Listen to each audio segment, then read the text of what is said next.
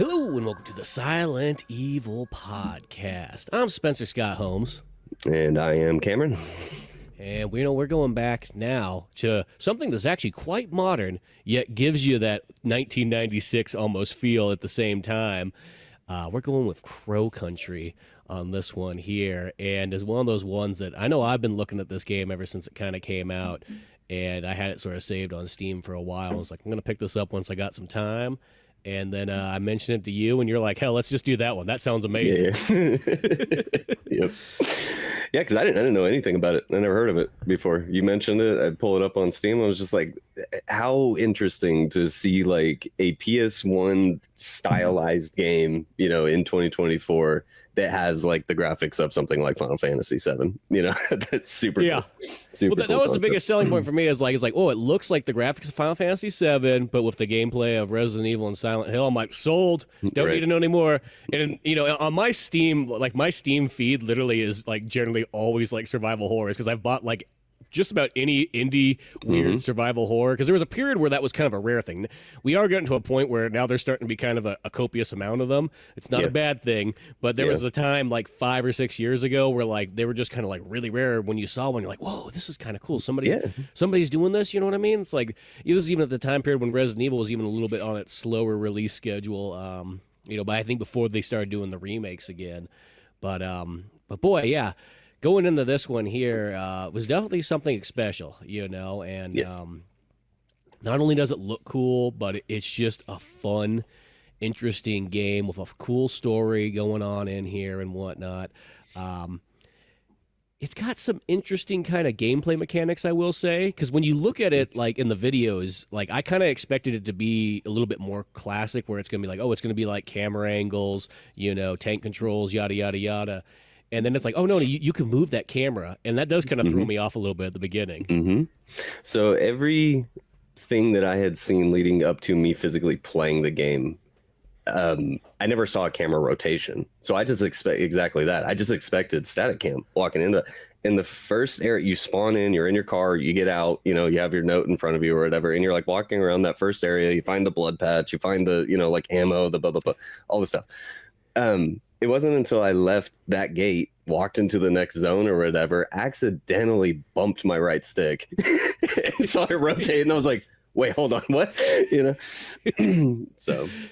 Yeah, there's some stuff in that game that, like, I think I told you this one too. There was it wasn't until my third time playing the game that I noticed you could hold Y or triangle depending on which controller you're using, and you literally could walk backwards with it. Which, granted, that probably works well for because there's two types of controls. If you use the D-pad, you get kind of tank controls, and then if you use the joystick, you kind of have like, I don't know, 3D free moving controls, which the only thing about tank controls is tank controls generally only work great when there's camera angles or like a lock camera, if it's like Tomb Raider or something like that. Then tank controls are perfect. They're strange sometimes though when it's a free moving camera. Yeah. Well, I think what's super cool too is that the fact that they were able to do that simultaneously, so you can just immediately on the fly just move your thumb from analog stick to D-pad, go from classic old tank control style to new age omnidirectional like type control. Super cool. Just a really easy feature that like I would think would be a menu toggle option, but they just made it, like that. I don't really see the point. I used it I tried tank controls for maybe all of about 5 minutes, but because of the 3D nature of the game and the rotating camera and whatnot, it doesn't feel good in my opinion. Yeah, see that's how I feel is because of the camera, it doesn't work because the game's almost designed a little bit more modern style. The one that's an interesting one is when those Resident Evil 0 and 1 remasters or whatever kind of came out, say on PS3, PS4 era. I remember they put in 3D controls, I guess you would call them, and whatnot, or modern controls.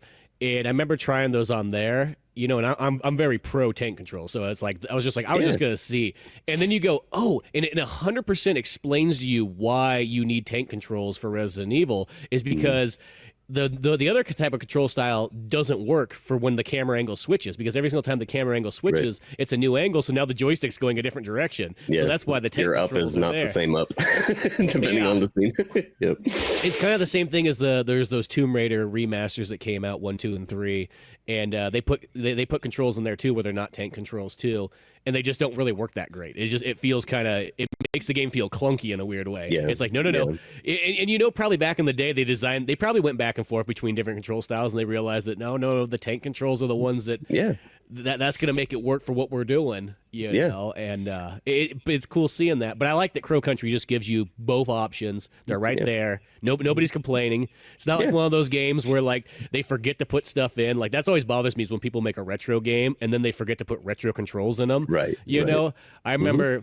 I think it was a game called Ion Fury when it came out, and it was a cool game. It was made in the Duke Nukem engine and everything like that, but they literally didn't have inverted controls in the very beginning. So I had to go on there and send them a couple of emails. I forgot you play inverted.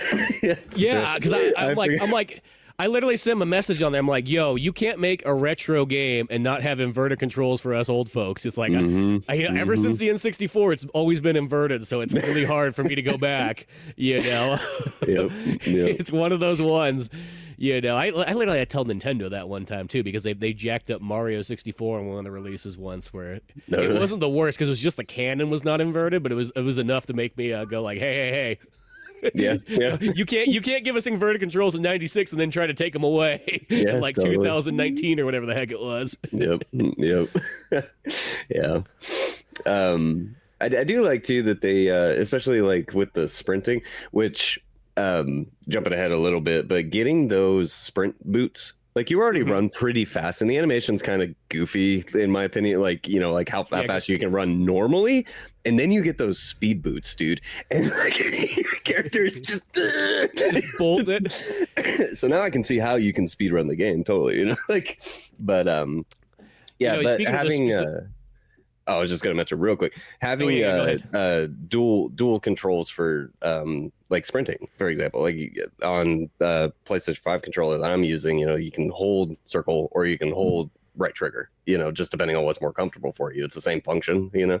So again, good on the development team for like adding accessibility options like direct without detracting from anybody's playstyle. So yeah, no, exactly. And I like how it literally explains you in the game, because you get these kind of like tutorials and whatnot throughout it, and they're never like in the way. They're just like only if you read them or something like that. It's like, hey, you could run with B, but you can also run with L2, and we're just going to let you know that makes it easier to, you know, move the camera at the same time. Right. And then I kind of was like, oh yeah, because I started off with B, and then I was like, okay, I guess I need to go to L2, you know, and that makes more sense because of that camera and so on like that.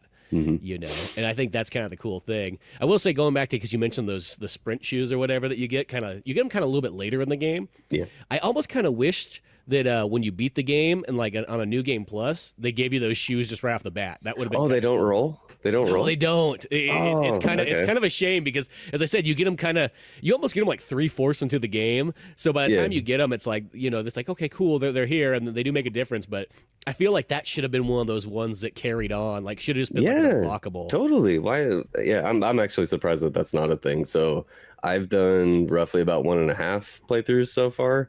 First run didn't get very many hidden items or anything like that. Second run went in for more to actually catch up for all those things, you know. So very blind first run. Second run, I am actually I'm catching a lot more hidden secrets and things like that. But it's interesting to hear that their new game plus feature doesn't include those moving forward, you know. Yeah, that's very strange. That's a weird design choice, but. Yeah, no, it is. It's one of those things that's like, that would be kind of cool if they, you kind of kept that. Or I like those one games too where like you have a new game plus and you keep all like your ammo and everything like that too. Just like it just rolls over. Like that just kind of makes it for like fun. Like in a sense, I think that was exactly what the Resident Evil 3 remake did, and that's why that game was like so good, is like a continuous replay, because it's just like it just kept looping itself, and you're like, oh, you could just, you beat it like in 2 hours or whatever each time, but like it was so much like fun, and it was just like, it had like a perfect path and everything. Yeah. No, I mean it exactly with that too, because like, that it's like the one, I think I have maybe 2 games on Steam that are like 100% complete, for all the achievements and everything, Resident Evil 3 being one of them. going into like, playing hardcore run, first run, of the game or whatever, and then you go into the next difficulty mode, and then you get into Inferno mode. Inferno like should be hard, but by the time you get to that point with the amount of replays and playthroughs that you have, it's like you have the infinite rocket launcher, you have the infinite machine gun, you have all this, so it's just like Nemesis shows up and you're just like, no big deal, bam, bam, bam, bam, bam. That's it, Still get it done in 2 hours, get the S rank, easy. So, but yeah, no, I get you. Yeah, well, that was like on Crow Country because I pretty much have 14 out of 15 of the achievements. I'm only missing the S rank achievements. The only thing I don't have. Which that looked pretty intense to get that too. Yeah, because then I played it. I beat it on Murder of Crows mode or whatever, and I was using because you unlock an unlimited crow grenade launcher thing. You got to be kind of careful though, because it can hurt you too. Oh really? So, but I still had that. I still ran the issue. I still use too many med packs because every once in a while you just run into stupid traps. And on Murder of Crows, they put even more traps in there. Yep. And I know we're kind of getting ahead there of explaining that, but yeah. I guess just to rewind it to like what this game is, if anyone's wondering what the hell's going on. But the concept of it is you got this girl Mara who at the beginning. You think she's a police officer. She's going to investigate. There's this amusement park that's closed down. It reminds me actually a lot of Silent Hill 3. Like that's actually what the vibe it gives me because that's kind of how Silent Hill 3 starts off. You're in that amusement park and everything like that. So she's going there to investigate it and whatnot. And there's just these strange creatures and happenings kind of going on there. And along the way, she meets some people that work there and so on. But there's a bunch of twists that kind of happen throughout it, which is kind of cool. And I do like how it's like, oh, what you kind of thought the story was starting off as, it starts being like, oh, no, it's something different. You know what I mean? Yep. No, absolutely. Yeah, I think it was very, very deceptive intro cutscene to that game, because it's Mara driving through the desert or wherever she's going. She's going to Crow Country, is briefly explaining who she is, why she's going there, kind of. And all you really find out is my name is Mara. I'm 18 years old or whatever, 16 years old, however old she is. Yeah. And then I need to find Edward Crow. And that's like basically it, and then it just dumps you into the game. It's like, okay. So, but no, very, very good setup, I think, because I made a note. So my first night playing, I'll explain. So my first night playing, my first note that I put is died before I could find the first save point. Enemies take a lot of shots to the chest, aim for the head. My next line is second attempt into the hallway to the safe room was more methodical on shot placement, easy peasy. So like, I don't want to get into combat quite yet because I have a lot to say about combat, but the the start of the game oozes in atmosphere. It immediately caught me how fast, here's another note. About 15 minutes into the game, it jump scared me with little spiders near the first safe room due to the atmosphere of the world and getting so immersed into it. The design is so great. Yet again, another game that can be low poly, but still suck you into its world. This game oozes atmosphere. It was those minor little, like I said, just jump scare things. It's just a loud noise, or it's like, something falls off the wall, or and it's this really low poly, PS1's looking top, but I got sucked into it and it was genuinely jump scaring me. I wouldn't say I was terrified to play it or anything, but but it genuinely was just like, oh my God, things were happening, So, yeah, the monster design in that first hallway too, going to the first safe room, because you don't see anything. It's just dripping in atmosphere. You run into oh God, I didn't write down his name. Who's the dude? Oh, the guy you put in the car at the very beginning. Yes. Mm-hmm. God, what that I don't remember his name. Yeah. I just played it literally before we recorded this a third time. No. I'm like, yeah, the dude you put in the car, and he sits there the rest of the game. Yeah. But to for the audience to kind of paint the picture. So you show up to this Crow Country. It's very Silent Hill-esque, very foggy, hard to see far out, and especially with this 3D cam, because you can kind of pan it to a scent to look pretty far ahead of you, into the level. Very foggy, very low poly, very eerie, and again, my note, just oozing an atmosphere. I love the amount of like pickup locations, because they're more or less just like trash cans, you know, like scattered around yeah, the trash scattered cans, around and the you world. kick vending machines and so on like Yeah, that. yeah. Um, I enjoyed that. I enjoyed the first run up until you find that gentleman that's, you know, he's just like laying on the ground. Mara walks up to him, you know, it's just like, who are you? What can I do? You know, like blah, blah, blah. And he's like, I got hurt. There's, you know, I'm a paranormal investigator, blah, blah, blah. Get me out of here.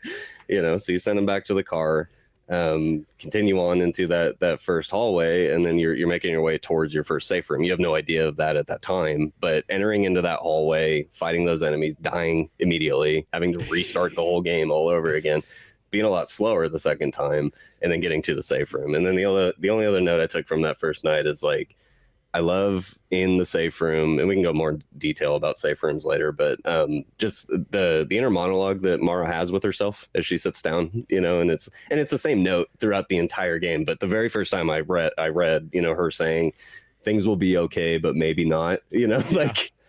No, I love that because each time you save, it's got great witty dialogue in there too, Mm-hmm. and so on like that. And I listened to, I don't know if I sent you that podcast that had like the two dudes. So it's two brothers that pretty much put this together. Technically, it's one brother who really did the majority of it, and I think the other brother just kind of came in at the end and helped it out. And it's really even though the credits make it feel like it's really big, but then I kind of realized when I was reading the credits, I was like, oh no, it's just all the localizations and things like that and the testing. Yep.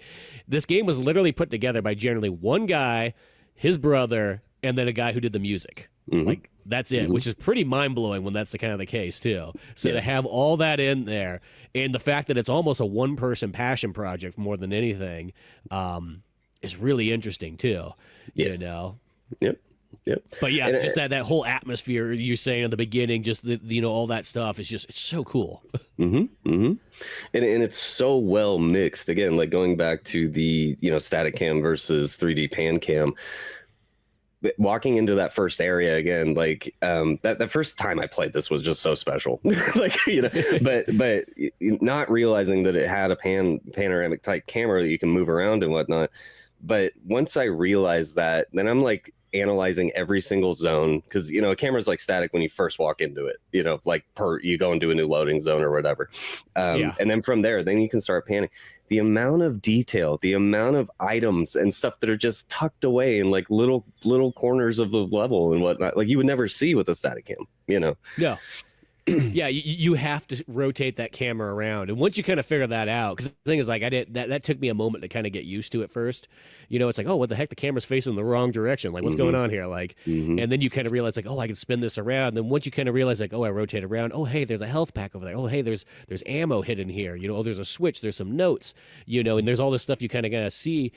And the interesting thing I think is the way this game's sort of designed is that you're not supposed to necessarily just be running through this as much. You're supposed to actually almost kind of go a little bit slower, because the way the game is designed too is the further you go on, they start putting all these traps and stuff up in there too. So if you are just kind of running, like, you know where you need to go, but then you're just kind of running full steam ahead, there's all these stupid traps. Those are those things, like, there's so many of them. It's like, God damn it. Like, I run into another thing, I get poisoned again or something like that, or a bear trap gets you or something.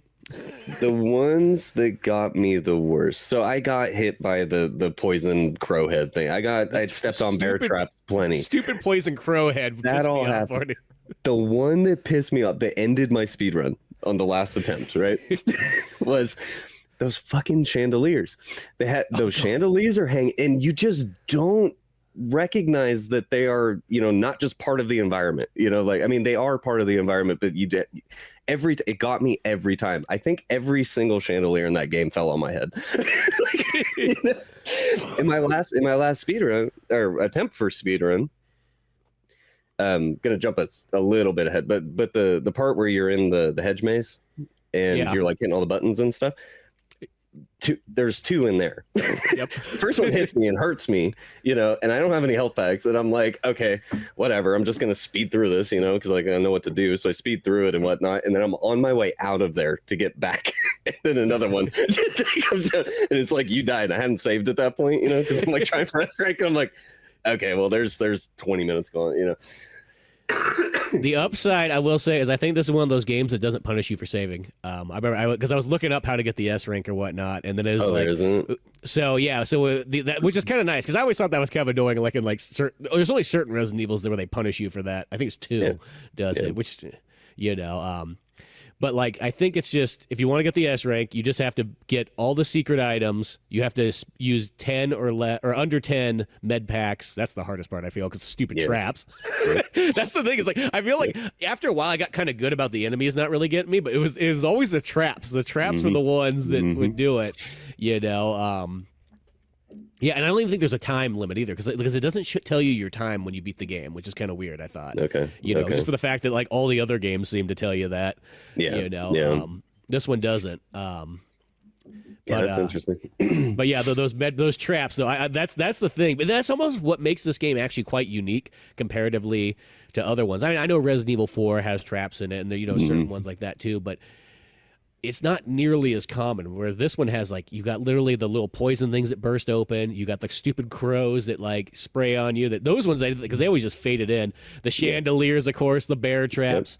I noticed there was a third trap or an extra trap that they put in on the third difficulty, the murder of crows. Oh, really? After a while, there's these spike paths that go there, so you can't just run straight through it. You have to run the little maze of the spike. Yeah. So there's a couple of those. But there's a lot of traps there, and there's also a lot of enemy choices too. Like I was impressed. 5 enemies. There's like probably 15 different enemies throughout this game, just including bosses. Yeah, exactly. No, I was very impressed with the attention to detail. Going back to traps real quick, I think the reason why they are so effective against the player is the graphical choice, the especially the pixelation shader that they throw over everything. That it just everything blends into the environment so well. So it's like the thing that I appreciate is like, okay, there's bear traps around, just randomly showing up around the world. Who is putting these things around here? 2, like blah blah blah. But they make sense in the world, and they blend into that environment. And I think that's why things like chandeliers and those bear traps and the crow heads and whatever else, like I think that's why they always got me, is because like they're too well designed for the game, and it's very effective, and it keeps you on your toes. I think that's very cool. Very cool mechanic of the game. So and then to really top it off, at the very end of the game, or towards the end, they put an extra type of trap where they have med packs and ammo boxes that if you pick them up, they explode on your face. Yep. The upside is they're kind of easy to see for the most part. I only got hit by one of them, and it was just because I couldn't see the color, because the color is different. They're purple. They're like a poison mushroom in Mario. Yeah, so they're purple instead of red, and that's how you can kind of tell. But I've had one. I picked up one where I didn't have the camera facing the right direction, and it was purple, but I couldn't see it. It blew up in my face. That's interesting. I didn't realize that. I was actually thinking about that because it got me a couple times.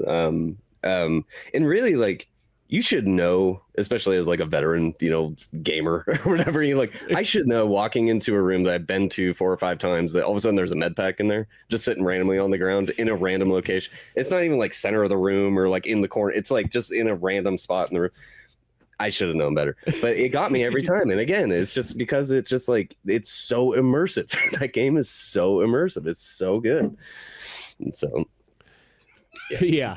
So that gets you there. And then I guess if we go into the enemies are just kind of an interesting choice too, because you start with, you got kind of these zombie mutant looking things, and and everything kind of, because like in the story, you got, what's his name? Edward Crow? Is that what it is?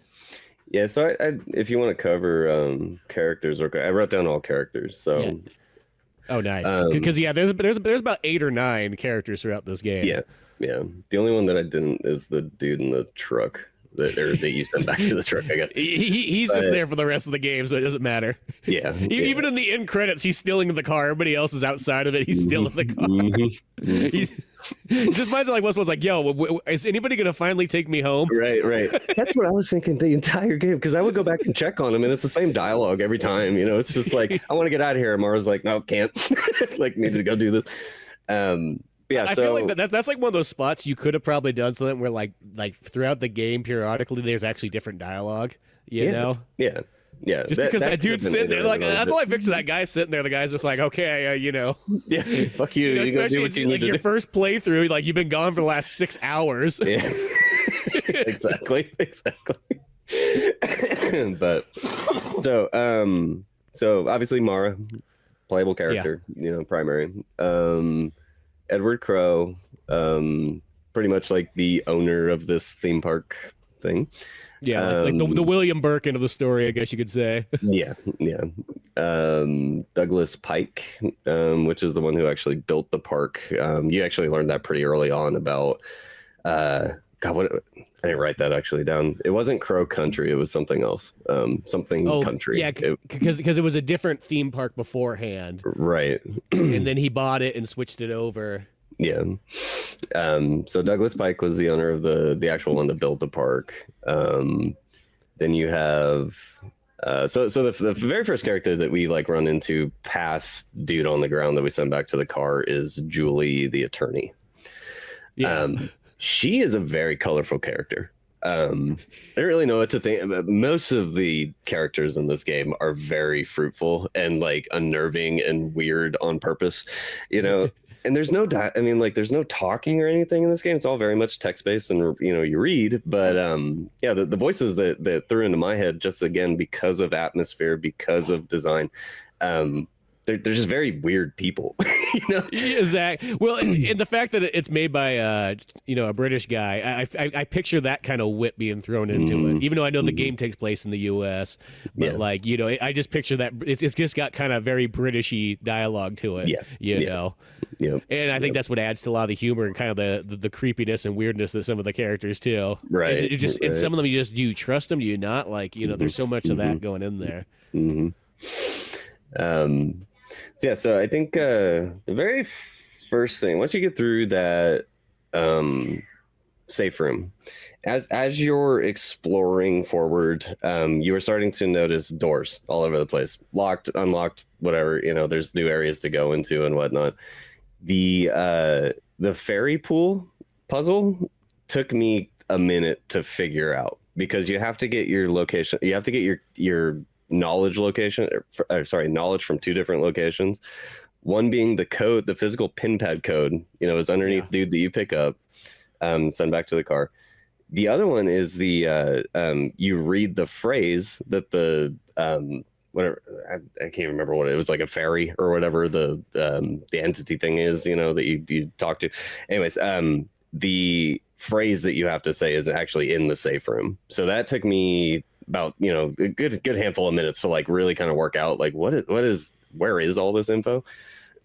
So getting into there and then doing the first puzzles in there. Did you understand the pressure valve puzzle? Well, of course I burned myself on it first, not knowing what I did. And then I saw it slowly kicking back and I was like, oh, well, I guess I just got to line up to that white section right there. Yeah. And so it only took me one mess up to kind of go, okay, I see what it is. But one thing I do kind of like about this game though, is for the most part, other than that first, trying to get in that fairy zone, a lot of those puzzles, I think they're well designed that all the information you need is generally in that one area. So it's not like you're ever like, oh shit, it's not like Dino Crisis where you gotta pull key cards from two different sections of the building and then you need a passcode in between. Yeah. And you don't save any of it because for some reason Regina doesn't care. Yeah. Exactly. So I do give it a lot of credit for the fact that like those puzzles are mostly right there. It's like it's just like all you have to do is spin that camera around, read all the stuff in there, and you mostly can always kind of figure that out. I think there's only a couple things where like you kind of need to go back and forth a little bit, but for the most part, it's in a memo. That's all it is. Yeah, exactly. So like getting that puzzle took me a minute too, and getting I guess like just in general, just getting back into the survival horror mindset again, and like having to deal with puzzles, because like typically the games I'm playing right now are very much hardcore FPS games, mil sims. I'm playing like flight simulators. I'm playing like ARPGs, all kinds of stuff. I haven't played survival horror in a minute. I haven't dealt with puzzles in a while, so, and especially like going in for like a blind thing. Now seeing what that puzzle actually is, because for the audience, essentially what it is, you turn a nozzle thing that creates pressure. There's a gauge on this thing on the wall that's a little bit off in the distance or whatever. I just wasn't seeing that gauge. I had no idea what I was doing. I was just turning this valve over and over again. And I'm like, what? But like as you're turning up the pressure starts to bleed off, and this little tick gauge starts to go down, and then you hit a button or you pull a lever or whatever when it gets to the center, and more or less all it does is it clears out this dirty pool so you can get your next puzzle piece. Yeah. So you get the bronze key. You know what's a weird thing I gotta say about there? Okay, so when the pool drains and there's a target down there, and you shoot the target, and then you get the bronze key, but there's a second target that appears afterwards. And if you shoot that, it doesn't do anything. Like, right. So I think what you're seeing is that a reflection off the water or something stupid like that? Mm-hmm. Yeah. I thought about that, but exactly I was like, why is there this other like target there just to throw me off? Mm-hmm. Yep. Yeah, that puzzle took me a minute. But then like moving forward from there, the game is very, very good at telegraphing. Like, it doesn't tell you exactly go to this door, do this thing, but it's like once you have the bronze key and through exploration, again, like leading up to that first safe room, I was checking every single door, and it's like, oh, this door needs a silver key, this door needs a gold key, this, taking those notes, as I was moving through. So after that puzzle, the rest of the puzzles and like the rest of the game, really, like there was really only one other section that we'll get to a little bit later that confused me a little bit, but yeah, for the most part it was all afterburner after that for me, and I just like completed it in that session. So yeah, well, yeah, you get some of those other ones too where you gotta sit, there's like that, the one where you have to get the magnum and you have to add up it's not the worst, you just got to kind of search all those pieces and find which it is there and do a math equation to figure out what the number is. Right. But of course there's like 3 enemies or something stupid in that room too to top it off. But yep. Yeah, the annoying one, probably the most annoying puzzle was the unless it's the same one you're talking about, but it's in the store, the gift shop or whatever. Yeah, that's the one where that is the same. Okay, for the magnum, you have to do the price check on like the crow, the black crow, the gold, whatever. I can't remember exactly what it was. I literally on my last run, I didn't even go through them. I'm like, hey, I got the crow launcher. I don't need the rocket. I don't need the magnum. Exactly. But yeah, it's like one of those ones like that. That one was it wasn't bad because once again, it's all in the room, so at least you don't have to go anywhere else. I think that's what makes those puzzles kind of nice. Worst case is you're just stuck there for 15 minutes, really racking your brain. But yeah, there's a lot of those ones like too, and even just ones like, there's another one that you have kind of coming up right after the Steam area where you go in and there's like this arm pointing a shotgun at you, and it makes you feel like, oh, this is where I'm gonna get the shotgun at or something like that. There, and you read like pretty much what the puzzle is it's got like a compass on the ground, and then the names all have like compass directions on it, so you just align the little skeleton things that direction, and then you realize like, oh no, that gun was a fake, and it's like, oh man, because really actually the shotgun comes like halfway into the game. It actually takes a sweet time for that to come. Yeah, exactly. Well, just weapons in general, because I think the shotgun's the first one you have access to. I think I'm pretty sure it's like the next weapon. Because I don't know if you could get because you have to have the silver key to get the magnum. So I don't know if you could go. Because this one of those I don't remember what the flamethrower is locked behind too, but the flamethrower you need both I think you just need the bronze key, but then you need the floppy disk. Yeah, the data disk. Yep, you're right.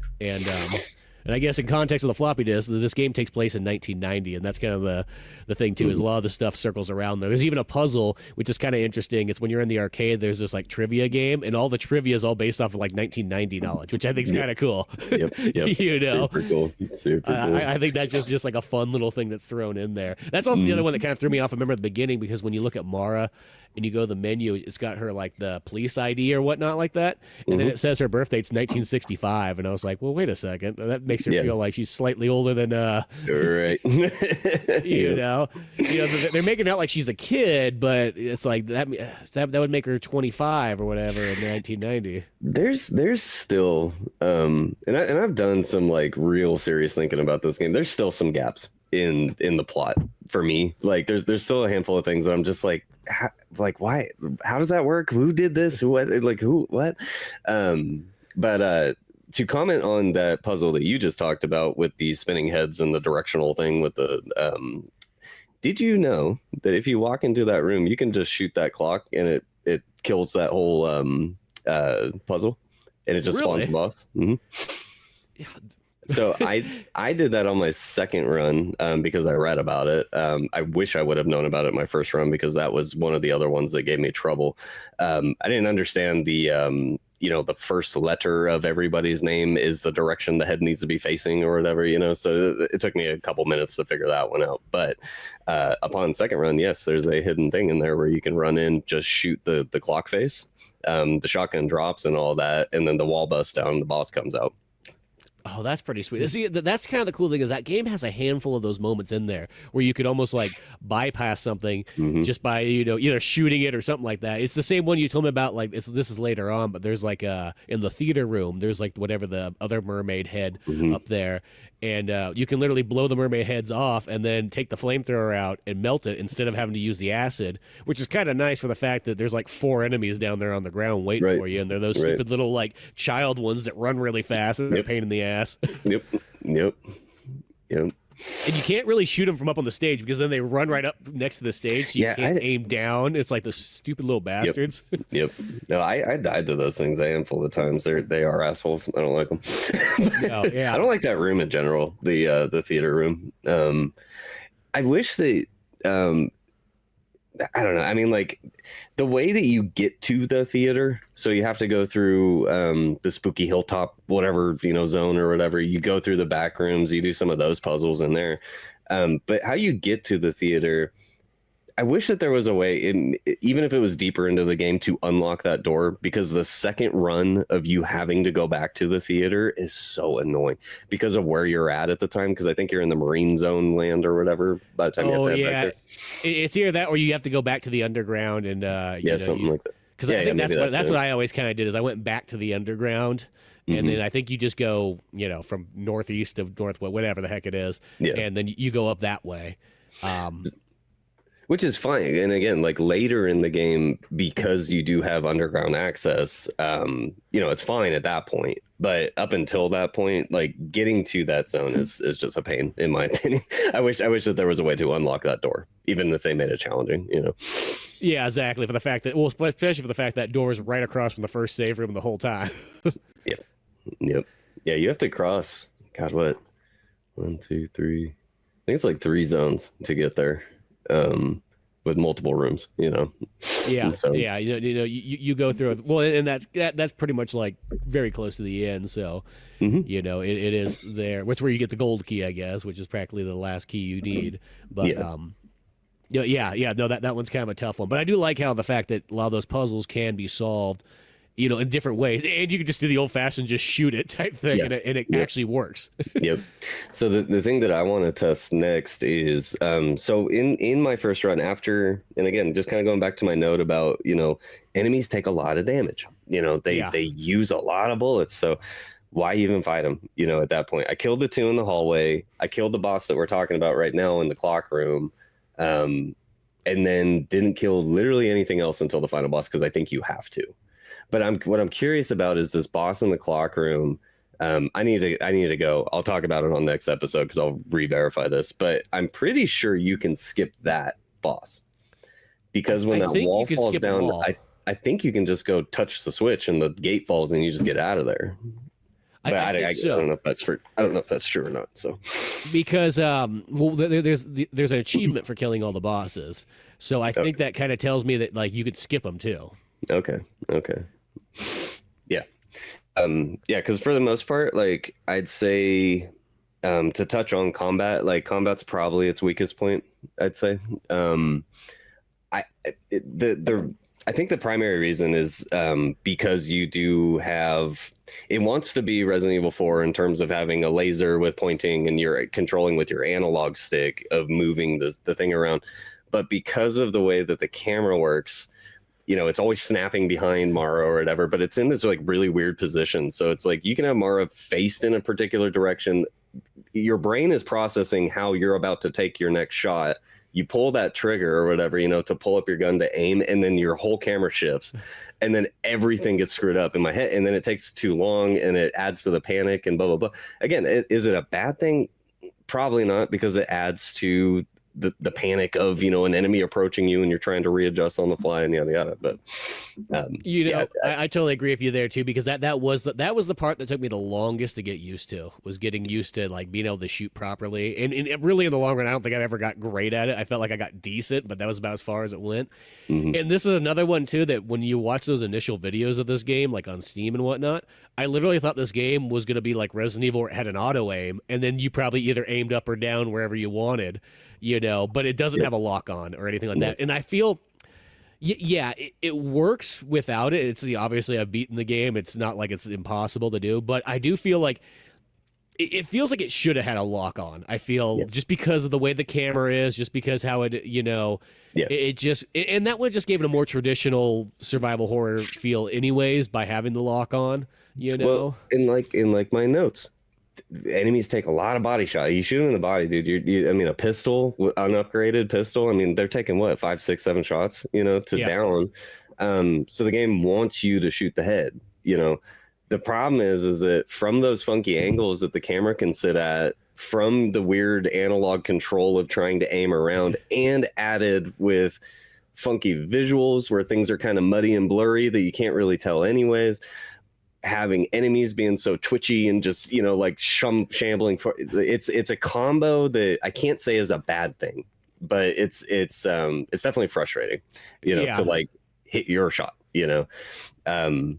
I prefer it if it was like every time, like if it was a 2-shot done type thing, then at least I know that, because there was times where I was shooting enemies in the head and it would take 4 or 5 shots, but there was others I would shoot once and they would just keel over, and it's like, we're, you know, and again, breaking down the wireframe, what damage numbers are we talking here? What are the parameters? What do they have armor? Do they have, you know, like, what am I missing here?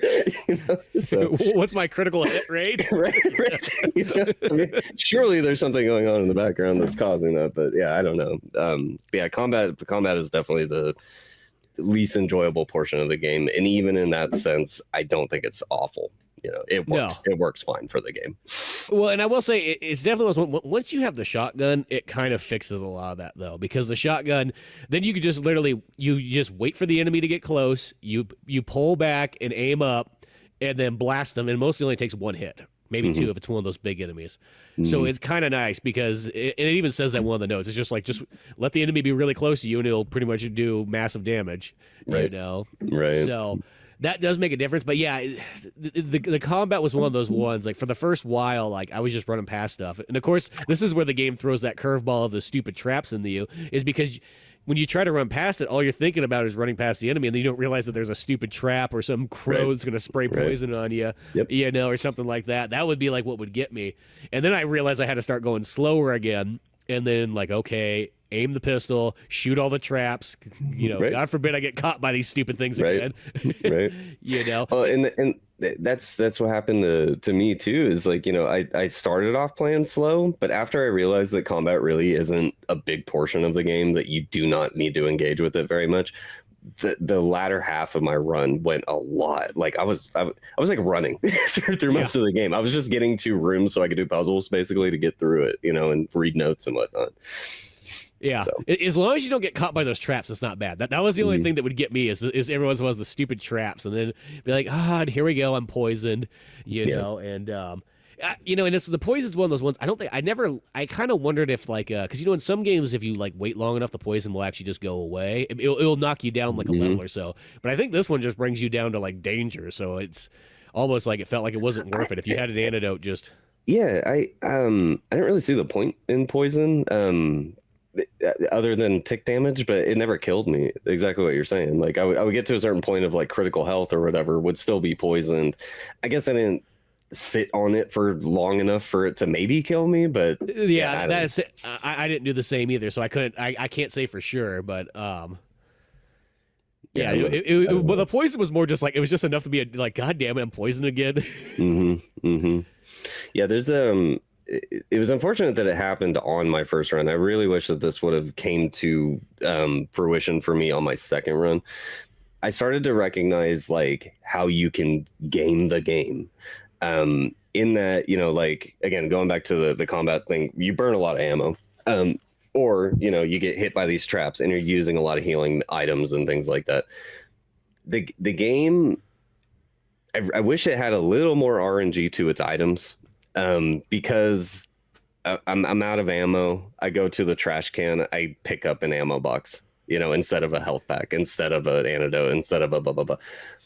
Again, it's nice. It's a quality of life feature, you know, because like I'm out of ammo. I need ammo, you know, and like that's really what you're looking for. But it happens every time, like every time. So it's like I'm out of ammo. Just gonna go check in, you know, I'm gonna go kick a vending machine, or I'm gonna open up the trash can, and I guarantee I'm gonna get the ammo that I need, you know.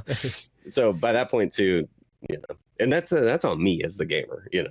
So you know, in worst case, the game actually has unlimited ammo if you want, because you can always run back to the car and there's always ammo back there. Granted, it only gives you like 8 rounds, but yeah, if you really wanted to, you could literally slow kill everything, run back to the car, grab more ammo, and keep going if you want to play it extraordinarily safe. Yep. So yeah, so where do we leave off at? We are in the hilltop area. So from there, I think, you know, we get a crank item, we get an egg, like little red egg looking thing, you know, and these are all just, you know, just pieces to do the next puzzle, and things are moving on forward. I think where things get interesting, kind of narratively wise, is one, the Julie situation. So once we run into Julie the first time, she has a really weird dialogue with you about, she more or less is looking for Edward Crowe too, you know, wants to sue him, you know, thinks that, you know, like she's a lot of the characters in this game like explain things in a half sense. So it's like she's explaining like, you know, there's a reason why the park's closed down, but I'm not going to tell you, you know, and it's like that through a lot of the characters throughout the whole game. So once you get through a handful of more puzzle rooms and whatnot, you come back to that area that you find Julie at, and she is actually because that's Edward's office, isn't it, or something? Or sorry, it's the holding cell room. Is his office is the one at the very end where it's electrified. The holding cell, like it was that because that. Well, I almost want to say that holding cell was the first one where like he explains at the total end of the game. He's like, when I first found the first creature that came out of the pit, we had him in the holding cell, and I was investigating him there, and you know, I made the serum or whatnot, you know. Yeah. What's interesting is that when Mara enters that room, because what we find out later, I won't spoil too much this early on, but what we find out later is that, you know, Mara has been to Crow Country before. And it's apparent as she's walking around in the early portions of the game, because there's a comment that she makes about like there's like a pricing for like a hot dog or something on the wall, and she like just makes the comment, it's just like, oh, this place has always had great pricing and blah blah blah, you know, just kind of casually, you know, like says that as you're investigating things. Anyways, so Julie's back in that room. It's the holding cell room. And she wants to get Edward's attention by leaving, you know, like this big display thing up, but, you know, basically like Edward, you know, like call me more or less. Here's my card. You know, like here's this giant like crime scene report looking thing of all sorts of stuff. Yeah. So it's the first part of the game that kind of like you are now starting to recognize that there is something wrong with Edward. There's a reason why the park is closed, but we don't know why. So let's move on, you know. So I think once we get that, you know, the gemstone, we go back to, there's a pretty interesting, like little remote control swan puzzle, you know? Yeah. Well, the interesting thing too is because I looked at that puzzle as being way more complicated than it truly was, because I thought it was one of those ones at first. I was like, oh, okay, so I have to probably get the swan in, because it's a swan, and then there's this like spinning kind of like clock mechanism thing going on there. And I thought, I was like, okay, I have to probably time it right, get the swan in there, and then that thing will carry it around to the other side. And then you kind of realize, like, oh no, I can just bully my way through that thing and just drive that swan up to the front practically, and it works out, you know. Yep. Yeah, that one. Yeah, I wouldn't say I wouldn't say any of the puzzles in this game are particularly like hard, because again, like your comment, majority of the time, if you need to know something about the puzzle that you're doing, it's typically in that room, you know, whether it be a note, whether it be, you know, like whatever. Anyways, yeah. So from there we get the chain. And we go back to a room that we saw earlier, which is on the main street, and use the bronze key, get into this underground section where we find a random crane in the middle of a room with a big hole in the ground. What is that? Yeah, crane, put the chain up on there, use the crank, you know, put some fuel in there, you know, it's got all the parts working right there. And yeah, you melt that out, you get a mask, and that takes you to that cool hedge maze area. Cool or pain in the ass if you get hit by the stupid chandelier. Why are the chandeliers hanging in it? Well, that's what I'm saying. It's an outdoor environment. Like, what is going on? I mean, I'll say this, I'm glad they didn't put bear traps in there, because those would be even harder to see. Yeah, exactly. Yeah, and once you get through the hedge maze, I forgot what item you get there. Is it you get the trident, so you can go the aqua park, whatever. Yeah. So you get the trident. The interesting like mechanic of that, and I just want to talk about it real quick, is like, so it's a hedge maze, you making your lefts and rights and whatnot. But what's interesting about it is that there's pillars in there, and the pillars have different symbols on top of them. And there's like these master pillars that you can go up. You touch the master pillar, and it like rotates, and it changes the symbol on top of the master pillar. Whatever that symbol is, the pillars that are, you know, the actual puzzle piece go down, you know, and then you can move on through the puzzle. At the end of it, you finish the puzzle, all pillars come down, and then that area gets flooded with enemies.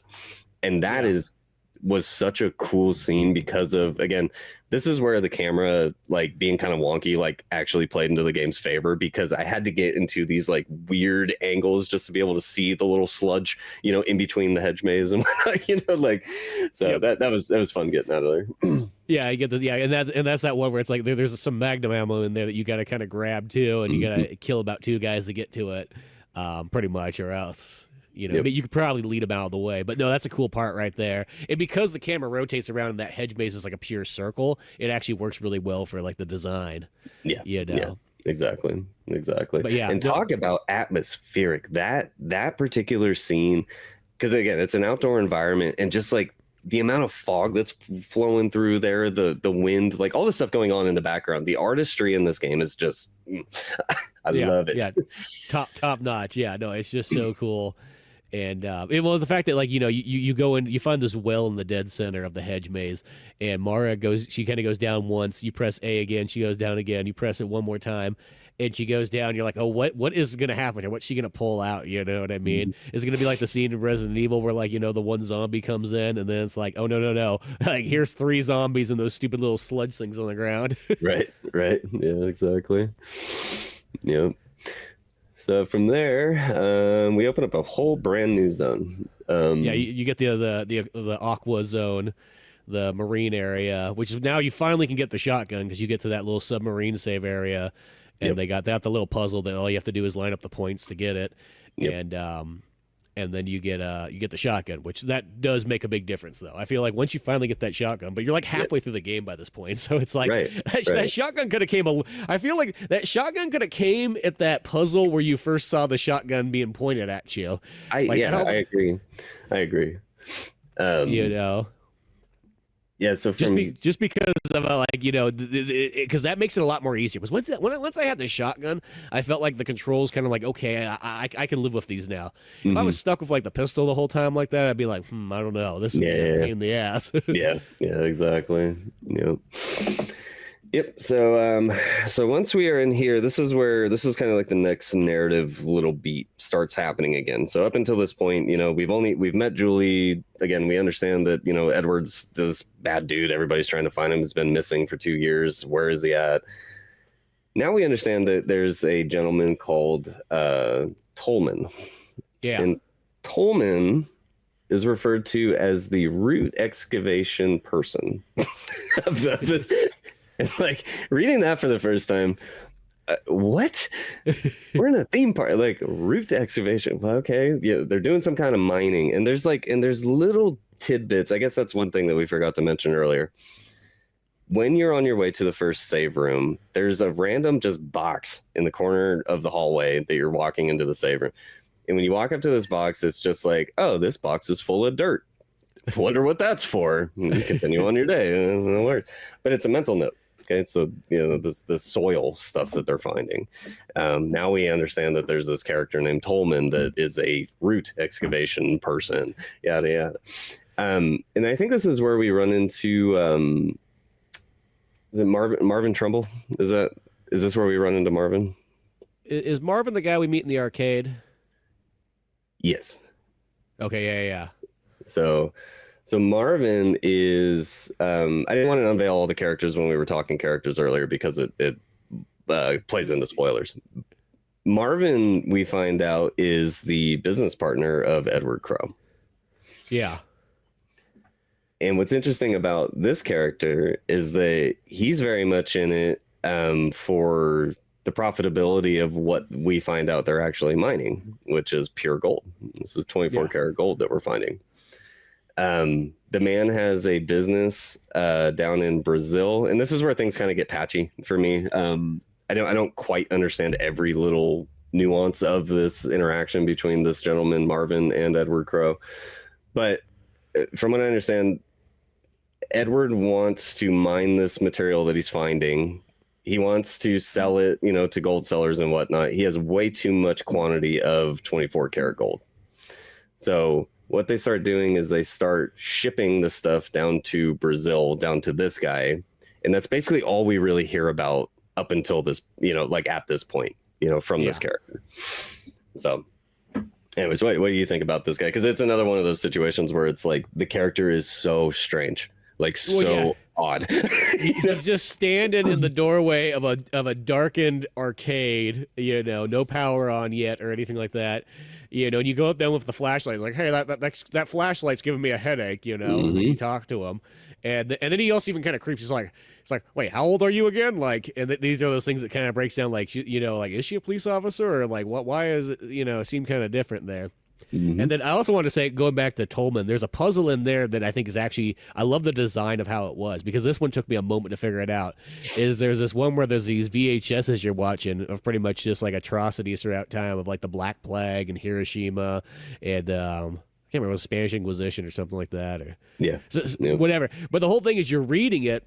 And the thing is, because the game is like a text game, so you read, or not text game, but you're reading down below. You're not looking at the TV, but the TV is actually where it's giving you your clues for the puzzle. And it took me a moment to be like, dude, what is this that lines up here? I was like matching them together, and then I was like, oh, these letters will flash every once in a while on the screen. So it's don't read the memo, just look at the screen. Yeah. I thought that was a cool puzzle right there. Yeah, I thought that one was super clever too. Because what that does is once we complete that puzzle is that it allows us to turn on the elevator system, because now we are starting to understand that there's back rooms to this already fairly decent sized map, as is. I wouldn't say it's huge or anything. Probably from far reach to far reach of the map, if you're sprinting, maybe like a 3-minute jog, whatever. Yeah. It's not massive, but now that we have a yet again whole new zone to go to, new doors, new things to see, new, so we unveil this whole back room place. Yeah.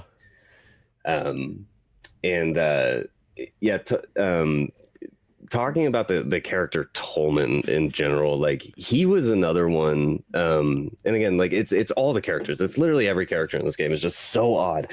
But him in particular, he's just like, you don't really want to do this, you really shouldn't do this, like he's just like hinting at you like please don't, please don't, please don't, but not like directly like stopping you from doing anything, Yeah.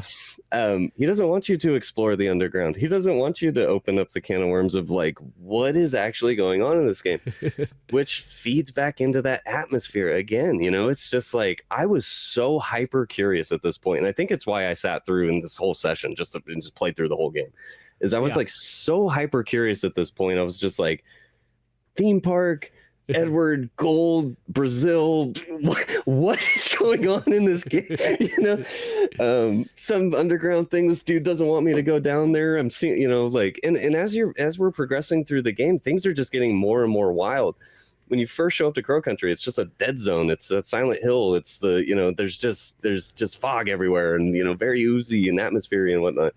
And as we're progressing, more and more enemies are showing up, more traps, more so again, by this point in the game, understanding who Tolman is to an extent of what the game has told me up to this point, just had my curiosity out the roof, Yeah.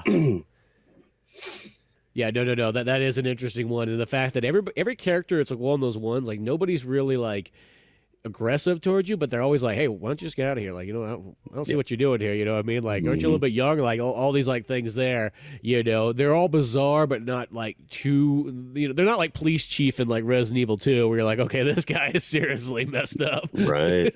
You get like those ones, but each one leads you on like, huh, this is weird. And like, you go, and how long have you been hanging out there? Because it's almost kind of interesting for the fact of how dead the park sort of feels at first. The fact that you keep running into people, Yeah. That's maybe one other thing that we forgot to, or that I forgot to mention. So right next to the first save room, if you go just up the street, there's that whole other side of the park that hasn't been built yet. I guess it was supposed to be like an expansion to the park at one point or whatever. Yeah. Yet again, another plot hole in my head. Like, what is that for? Other than they just needed to cap off the level, Yeah, because you do get like 2 items up there. I mean, nothing exciting. Like you get like a box of ammo when you get. Yeah, gosh, there's something else you get because I think when you kick that vending machine, you get something out of it too. But yeah, that's all that area is. It's like you go there once and you never return. Well, it makes me wonder, like, was that supposed to be? And this is going to like developer mind, wireframe mode. Was that going to be like a whole other area? Were they planning an expansion or whatever? Like they wanted to keep it just for atmosphere, because like in the story of the game, like Edward was building this theme park up to be like a very ongoing, new attractions, bringing new people, this, that, and the other. So it totally plays into the story and like world and whatnot. But yeah, I was just curious, like what your thoughts were of like what that zone, if it had potential to be another zone, or if they just stuck it there just to cap off the end of the level. Well, what it kind of could be like realistically, if you think about it, is because it talks about like the park was being built and then it got just stopped mid-production, and I think that kind of shows that this is where it was going to, and then we never got finished there. Because I can't remember, like, wasn't that supposed to be like Space Zone or like Air? Like I thought it had some kind of... It was a space theme. Yeah, it was very sci-fi. So that was going to be the sci-fi place. You had the aqua place, you had the horror place, and then you got the space area, and the forest section, I guess. But no, I feel like that looks like it has that look like it could be something like, like that could have been an extra area, and then it's like, nah, we don't need to make it. But I think it was supposed to be story wise that's where it's kind of just that's as far as they got, and they couldn't finish they couldn't get the space. You know what I mean? The final frontier. yeah, exactly. Well, hey, Crow Country 2, we go to the space land. Hey, Dino Crisis made the space, so it's saying it's all possible. Everything's coming together. Yep. So, okay. So we see Tolman. We do some backroom stuff. We're kind of skipping around that. So now the game is opened up to an extent to where now that we have access to the underground, there's a northeast, southeast, blah blah blah. There's all these corners, and they all have elevators. And now you can get around the map pretty quickly.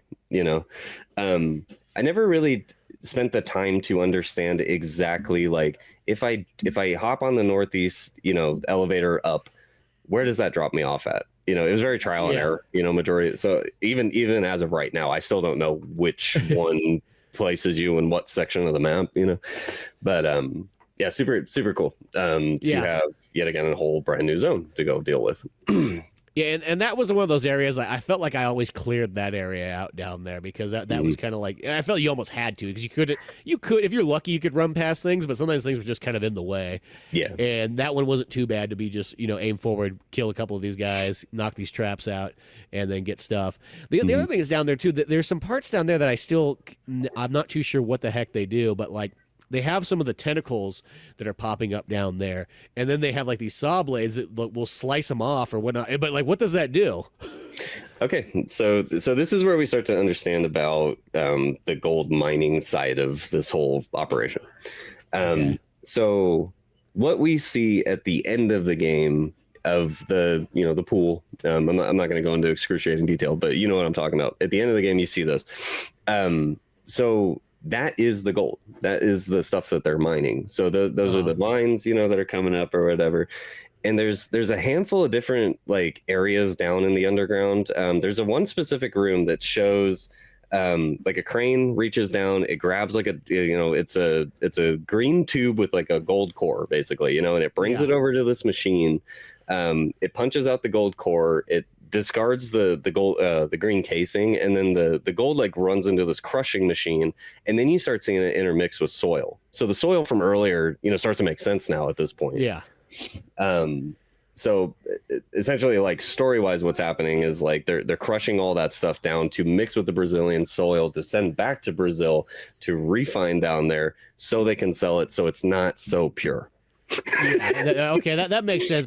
But it's just weird that you could kind of control some of that stuff, and I felt like I'm like, oh, this is going to lead towards something. And I remember like it never did. It was just like, oh, I think it's just there so you can kind of dick with the controls just to kind of get that idea. But then it doesn't have, it's no puzzle. It doesn't give you an item. No, okay. No, that was the thing. I just kind of wondered about that. I was like, huh, that's interesting. Yeah. And there's only a handful of things you go down there and do. Give or take in the game. You've get the acid bottle and you fill it up down there. You charge the battery later on down there. A couple other things. You get some items, of course, but for the most part, it's almost like that's another one too. You get that underground almost kind of so late in the game that by the time you do it, you use it like you kind of, other than getting those couple items and going back and forth a few times, that's about it. Yeah. Yep. It almost reminds me of one of those ones. I'm surprised you don't actually get it earlier, but then saying you can't go to certain areas. Like you can only go to like 2 parts of the underground at first, and then later on you get like the 3rd part, then you get the 4th part or something. One of those ones. Right. It does. By the time it comes, you're like literally like 90% of the game, and it's like that's kind of like the last like section. Yeah. I consider where we're at right now in this discussion. We're pretty much in an end game at this point. Like there's still puzzles to do. There's still people to talk to and whatnot. But yeah, for the most part, like we are properly approaching end game. Story is starting to unveil itself. Of like what is really going on. But there's still some twists and turns coming. Yeah. Well, this is definitely when you start to get the story starts to really come together here. You get a lot more twists and turns and so on like that. You're finishing up some last end puzzles and whatnot, but and you get the gold key and you go from there. And by about this point, you find Julie once again. She keeps getting stuck in stuff, of course. Yeah. She gets stuck in one of those like gold dirt boxes or whatever. You pull her out of there. That box. It took me probably, I just assumed something bad was going to happen, because it's just an ominous box that's just rumbling, and Mara walks up to it and you have like a dialogue thing where she's just like, huh, that's funny. Something's moving in the box. And you're just like, open it. Yes, no. No, hell no. Like I'm going to go explore this area and see, and then come back to this. Come to find out it's Julie, the attorney. It's just like stuck in this random crate, Yes, trapped in a box. A couple other story parts we also get to is once we're in kind of that underground and it leads us up to Edward Crow's like room areas. We find Edward Crow's daughter, who's kind of mentioned throughout the game, but we finally find her, and she's just there for some reason throwing up in the corner, and you're like, here, have an antidote. You know what I mean? Yeah, exactly. It's like, don't worry, I got you covered. And there's also the police officer guy gets shot too. That also happens right in that same area. Yep. So those two characters, just for references, Natalie Crow is the daughter, and Detective Harrison James is the police officer. So. Yeah. Yeah. So that'll happen. I'm trying to remember what happens like narratively wise past this. Well, it's like, yeah, I can think of some of the stuff. You see, you have that one like where you go on the boat ride, and that's where you almost think that Julie might be dead because she comes to help you like operate it, and then something happens. You find blood all over the controls. It's got kind of a weird puzzle there too, where I felt like I literally only got that one just by clicking buttons, like the one where you have to get the mermaid to pop up. Like, that was one of those ones where I couldn't tell you how I figured out that it was just like, oh, it's 3 and 3. Like, it just happened by clicking. Yeah. Earlier in the conversation, I mentioned that I had trouble with one other puzzle. That's the one. Is the mermaid puzzle. Yeah, it was just the same thing. I just had no idea. If it might say it somewhere, but it's simple enough that like you literally can just click. Try the other one. 1, 2, 3, 4. Okay, not that. 2, 1, 2, 3. You just do it that way. Right. Just break the code, old school. But yeah. But yeah, so you kind of get that, and then by the time there's there, and we kind of learn, it was like, well, there is the part too where the police officer that Mara pretty much, took his car from, took his ID and all that stuff. He shows up finally, and he's on a bicycle. I don't even like that line. He's like, yeah, some punk slashed my tires. It's just like, I don't know, they look fine to me right there. He's like, no, not the bike, my car. Yep. Yeah. Yeah. Yeah. No, I like that character a lot. So while we're in the underground, this is another piece that confused me for a minute, that I actually had to look up after the fact, that I now understand literally has nothing to do with the game. Like, you don't actually do anything, but as you're traversing through the underground into these quadrants, there's these centralized pipes, right? And there's one on like the west side, and there's one on the east side, or north south, whichever one. They're opposite of each other or whatever. And you can interact with them, and like you start interacting with them. They start changing symbols. Like there's this little like LED looking face. You start hitting buttons, and there's 4 lights on it, and they're either off, red, or green. And I spent way too much brain power just like, okay, this side, if I leave like the far left light green and it's this symbol, then I should be able to go to the other side, get the 3 green lights, on that end, but have the one off, anyways, try to intermix them to where I would have like a string of like all 4 green lights plus the same symbols on either side. Maybe that would unlock the door. Spent way too long. It doesn't do anything. And we go to this central chamber a different way, basically. Yeah, that threw me off for a while there, and it was like, because at first I'm like, well, maybe these are a way to make it like you can almost fast travel quicker than having to go all the way around there. But then it's like I never could figure that out, so it never unlocked. So I'm like, I guess I don't know what. There's a handful of things in that underground area, just like the slicing of like the tentacles and so on like that. I was like, is this supposed to be doing anything? Like I'm like. Yep. Is this just supposed to be there to confuse you in a sense? I wasn't too sure, and obviously you could beat the game without it, so it wasn't doing me any favors. Yeah. As far as I know, that particular puzzle, no, I don't think it does anything, or not even puzzle, but just the cutting of the vines or whatever. Yeah. So. Yeah. Same with those pipes too. It's what I mean. Like that was another goofy one too. So there is some strange stuff down there that it does throw you for a curve, and then it's like almost like you forget about it, and then next thing you know, the game's done. You're like, oh, I guess I didn't need to do anything there, or maybe it does unlock something. I'm not too sure. Yep. Okay, so gold key, did that. Yeah, we acquire a battery back in the 7 Seas area, and then this is where we start to like the story really starts to unveil at this point. Because once we gain access to central access elevator, which happens to be right at the start of the fucking game, and it's so perfect, that location being where it is. I gotta say this real quick. Is like that reminds me of it because in Resident Evil 0 they got something just like that happens, and it's not like it's the total end of the game, but like in the first mansion that you're at, you do all this stuff, and then all of a sudden that elevator is just right there at the very beginning, and that's the one you unlock. And I remember I had a buddy back in the day when that game came out. He was so pissed and livid about that part. He's like, that's the stupidest thing ever. I can't believe this. You know what I mean? It's like he's like, it was right there at the beginning. Like, well, it was such a waste of time for me to do all this kind of stuff. Oh, it's beautiful I'll just say this, foreshadowing. nobody else is gonna know who this is, but that was John Bumgarner that said that. But Okay, Jumbo. Yeah. Yep. it made me laugh so hard. I was so pissed about that. And when I saw that in Crow Country, that was the first thing I thought of. It was like right there. You walk past it, like screen 3 is in the game. Yep. Yeah, exactly. Yeah, so I thought that it was super cool. I love foreshadowing stuff like that because all it is like it's basically like a shed with an open front, and there's an animatronic crow in there that you can interact with the entire game, but because you don't have the battery, you can't do anything with it. You know, Mara more or less throughout the whole game, like you walk up to it and it's just like, oh, that's an animatronic statue, that's cool, and then you just go about your day. Yeah, having that to be like proper end game, like this is the final piece of the game, you know, going down into the central chamber. So once we get down there, this is where we actually find Edward. Yeah, you finally see him after this entire time. Well, and I'll say this is actually we never mentioned. He has these phone calls that happen throughout the game. There'll be these pay phones that ring and so on like that, and you answer them, and that he's kind of, you don't know who it is at first, and then you kind of realize, oh, well, this is Edward, and you know he's giving you kind of information about like the whole story and so on like that. But you've never seen him yet.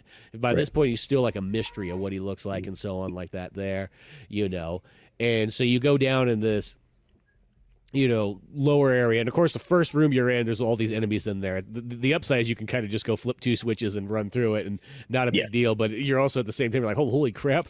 Yeah, this is that particular room. Not that it was a problem, because exactly what you said, I sprinted through it, no big deal, whatever. But it was the first room to where it was like there has to be 8, maybe 10 enemies in that one room, you know. And it's just like an atmospheric thing. It's like it's very concrete, underground, bunkerish, you know, like red light, you know, style. Like things are really dim and dark and whatnot.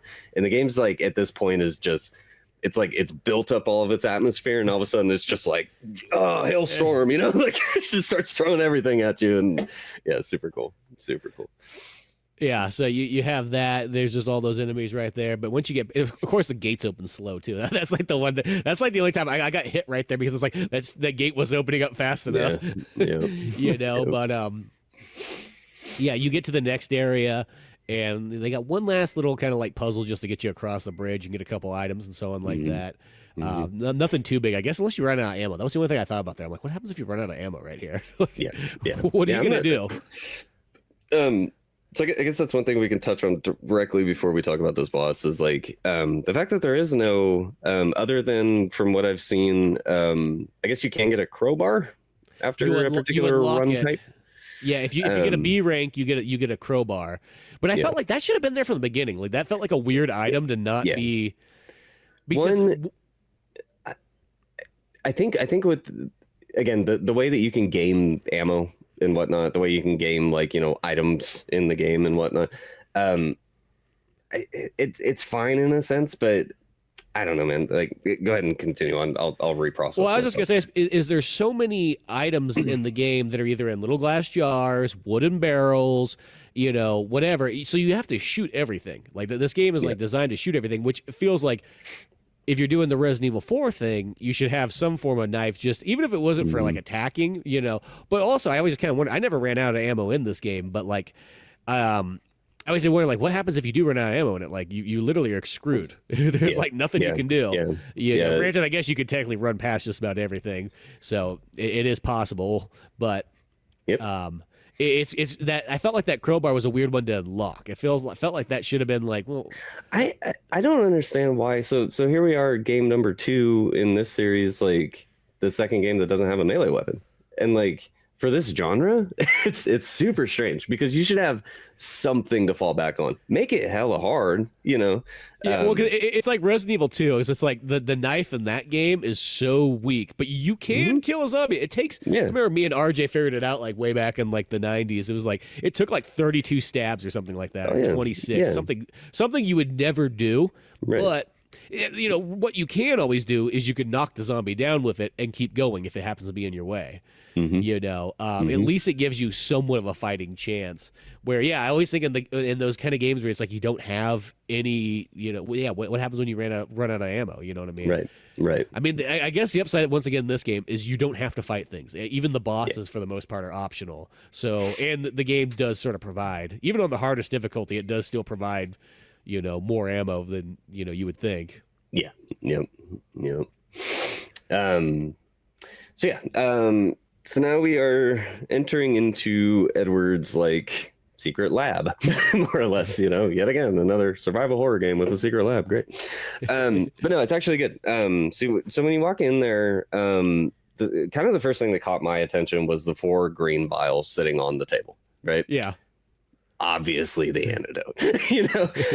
But what we're finding out at this point too, is that, Mara, there's a chance for you to walk into a shower. In the entire game, like this girl's hair is bright purple, you know, like it's very, very purple.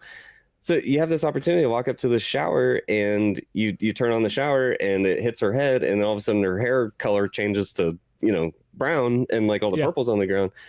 And then the game unveils, here's one of the big twists of the game is that Mara is actually, what's her name? Elaine Marshall. We have been seeing notes throughout the entirety of the game about Elaine Marshall and how she is basically suing, you know, the theme park. She got hurt there or something, you know, blah, blah, blah. So now all of a sudden all these pieces are starting to come in. You know, it's just like, oh, that's who I am. Oh, I'm literally here just to ask Edward for a cure, you know, because of, you know, like I'm infected, I'm weak. We find out that Mara has been in a hospital for a very long time and she finally got sick of being in a hospital, decided to break herself out, create this alter ego for herself and go to Crow Country to go find Edward because she doesn't feel good. You know, like fix me, basically. Yeah, no, exactly. It's one of those ones where, you figure out, she was in this hospital like 2 years ago in 1988. Now it's 1990. She's broken out of the hospital, stolen a police car, became a police officer in the process, and forged her way in. And, all these things. And I think that's just a cool touch that, like, you can go into that shower and it washes the dye out, which, you know, that guy, the creepy guy in the arcade, the business partner guy, he even says, like, is that hair dyed? You know, he brings it up. And then, you can wash it out. And then the interesting thing too, or if you don't wash it out, in the ending scenes, like her hair will it will be either brown or purple depending on like what you chose, which is kind of cool. Okay, that's cool. Because the first time I did it, I did the shower thing, and it's like, oh, okay, there it goes. It washes it out, and so her hair was brown in all the ending cut scenes or whatnot. Yeah. And then the second time I played it, I didn't go in there, so I left it purple, and then it leaves it purple, which is kind of cool. Yeah. For me, I hit that shower. I saw something happen, but it wasn't because the game doesn't just like, you know, like throw your attention at it. Like her hair color changed. I didn't realize it immediately. Where I realized it is in the final, where we're about to go through. We're about to go through a door to go meet Edward. Yeah. So after an intercom conversation with Edward, he allows you into this new chamber. It's a whole other room that we're going to go see. And as we enter this room, it's very much this circular type room. Big, like, portal looking pool thing on the ground with all these green vines coming out of it that we have been seeing throughout the entire game. And again, how this game does foreshadowing and just... It's beautiful. It's beautiful the way this game did it. Yeah. So. No, most definitely here, you know, and just kind of seeing all this stuff coming together and whatnot.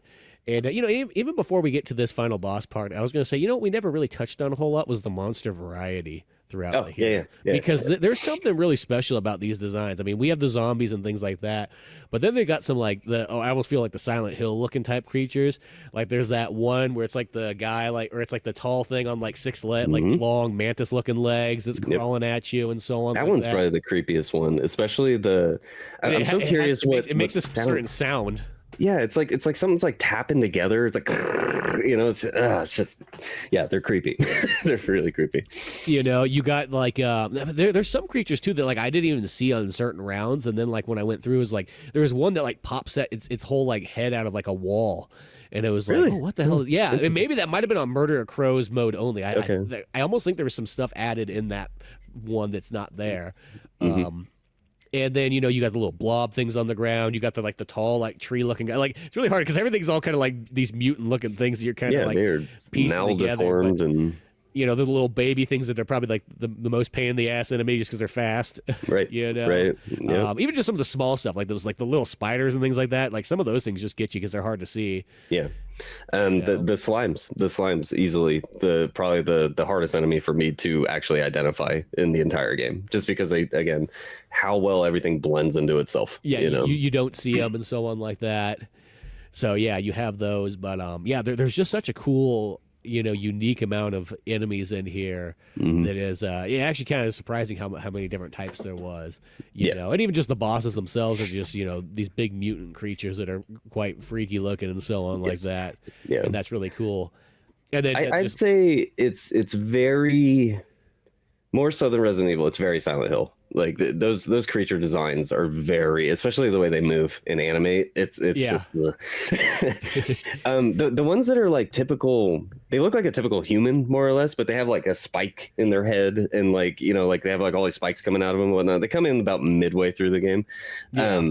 Those ones are strange because like the regular humanoid ones that don't have the spiky heads or whatever just kind of reach out towards you and walk towards you or whatever, but these ones like twitch and they like scoop in towards you, like super fast. Oh man, again, just the way these things animate and move is just it's creepy. It's so creepy. But there's some weird movement and all kinds of stuff to them and whatnot, but now that I guess leads us up to now we finally found Edward Crow, and he's sitting there like on this wooden chair in front of his like 6 or 8 tentacles that are behind him coming out of this big old green ooze pit thing, and he like at this point he's like practically like rotted away looking almost. Yep. He's just at this point where he looks like the nude zombies in like the end of Resident Evil where like there's almost nothing left, but he can still talk and everything like that there. And he knows he's at the total tail end. So he's given the whole plot background here of like, hey, I know that you were here and you got, infected or whatnot and back in the day and you've been in the hospital, yada yada yada, going down this whole list of stuff. And he's like, here's the thing. I made 5 cures or whatever it is. And she's like, well, there's 6 of us. He's like, I'm not taking it. Yeah. You give it to all the other people that you've somehow, some way rescued. Right. There's, actually, I want to go back real quick. There's a dialogue choice when you talk to the police officer, when he finally shows up on the bicycle. And then he asks a question. He's like, have you seen Edward Crow's daughter? And then you can either go yes or no. And I've always hit yes. And I wanted to hit no on one of my other playthroughs, but I was accidentally just tapping A. Like I was like, damn it, I hit it again. I wondered what happened if you hit no.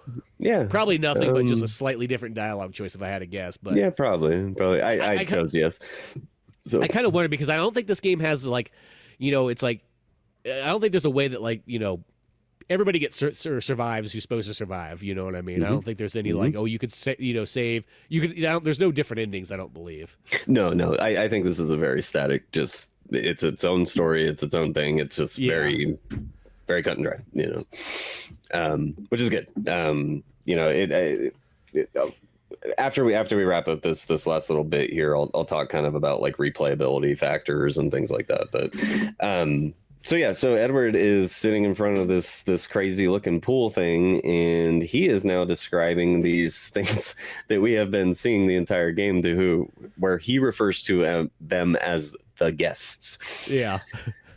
And so again, maybe I missed a note. Maybe I just I'm not quite comprehending what is happening here. But from what I understand, the portal is basically like a rift in time that brings so that it's basically a multiverse thing. So like on the other side of the portal, it's another universe that it mirrors ours, but is from decades prior or something. So it's like a time portal thing. Yeah. What's happening is that entities and people that are in that universe know about our universe through this portal and have been coming through in and out for forever, you know, coming to our world, going back to their world. What is happening is that because Edward decided that he's going to start mining these nodes, or, you know, these vine looking things or whatever with all the gold, it is causing a disruption in the portal. So where these humans on the other universes are popping over into our world, it's why they're turning out so screwed up. It's why they're so deformed. It's why. So Edward caused all this, you know, by being greedy, more or less. Yeah. The story just centralizes so heavily around greed, you know. Yeah, it definitely is. It feels like it's a little bit more complicated than it needs to be way to explain this. I feel like you could have gone about it, been like, yeah, there was some weird bacteria in here, and the guests were all the, you know, they're actually people that were here at the park, and they just got infected, and Right. I felt like you could kind of go that way. But yeah, it does go for like, yeah, they come through this like portal in the ground and these vines and so on. Yeah, it's kind of like, it seems like it's almost a little bit more complicated than it needs to be. It works, but yeah, like it's like yeah. Again, every site or every survival horror game needs its like sci-fi, you know, lab theme. That's more or less what I've read this as. You know, it's just like, okay, it explains it well enough. It makes sense. Cool. You know, so you find all the he more or less explains like the entirety of what is happening, which we've been explaining it throughout the course of this podcast. But and then as Spencer had just said, you know, there's, what is it, five cures or whatever, and he's the sixth one. He's not going to take it himself because he wants to enter that void. And he sits back in his chair and he more or less just says, see ya, and he dips backwards and he falls into this portal, and then boss time. Yeah, well, he says that, he's like, if I reappear, kill me. Yep, kill me. Yep. Yeah, no. And of course, for some reason, he leaves some bear traps out there on the circular ground. Just Exactly, fucker. Throw some chandeliers there just to really like. You got to mess with me in particular for sure. The upside is that boss battle, though, I realized I didn't really have to run too much. You could just kind of stand there and just blast away. And yeah. I don't even know if I ever got hit by that boss. No, I'm not saying it's not possible, but like, it just felt like grab the shotgun or magnum and just, you know, go ham on him. Yeah, you know. Yeah. Yep. No, I agree. Or chuck all the rest of your grenades. Yeah, exactly.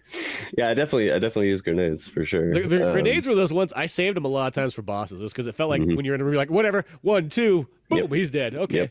Yep. Yeah, exactly. Which was kind of nice. But I always call it my classic survival horror like mistake, where like I pretty much like squirrel a bunch of ammo like the whole game, and then you get towards the end of the game and you go, damn it, I had so much ammo left over that I could have used. Like, that's all you think about. You know, when you get to the ending boss, you got like 32 rounds of Magnum. You're like, I should have used some of this. Right. Yeah, exactly. 6 rounds and the boss is dead. You're like, great. Yeah. Why was I saving all this? Well, that's something I wanted to comment on too, real quick. Going back to the shotgun coming in so late in the game, you pick up shotgun ammo for so long up until the point you actually get the shotgun. Like, I probably had, I don't know, 3 stacks of shotgun ammo, you know, easily. Yeah, ridiculous. And that it's one other piece I want to touch on too is like the inventory management side of this game. That's not a thing. Like, I never felt like, you know, I had to. Can you even dump your inventory? The way that it's designed. You could you can get to a point where you can't carry any more like ammo, or because I did get to the point where I couldn't carry any more antidotes or small med packs. Right. At one point. You cap on stacks. I know that, but yeah. Anyways, which is kind of nice. I have to say, sometimes it's like one of those ones like, you know, it's like classic inventory management of like Resident Evil and so on. Sometimes that's like, if that's not in a game, that is not a problem. Like that's one of those features where it's like, you know what I mean? I get it. That was a challenge at one point in time. I don't think that's really something that's like it's a need be thing. I think it's kind of better when it's just like, you know what, you can carry as much stuff as you need. Don't worry about that part. Right. Yep. So at this point, Edward dies. We kill him. I don't know if there's any other, like we were talking about, like multiple endings. I don't think there is. I think it's just straight up he dies.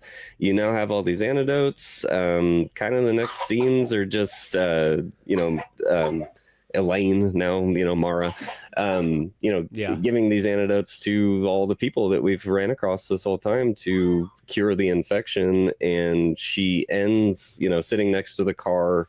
All the characters are there. They all have their antidotes on them and whatnot. And it's like this very like just dark and somber scene, where it's not a happy ending, like at all, and she goes back to, and I'm gonna dip back to the earlier conversation about when we sat down at the fireplace to save for the first time, because it's the same line, and it's just like it's implemented over and over and over throughout the whole core of the game, and to have such a heavy theme be brought across a 6-hour experience for me.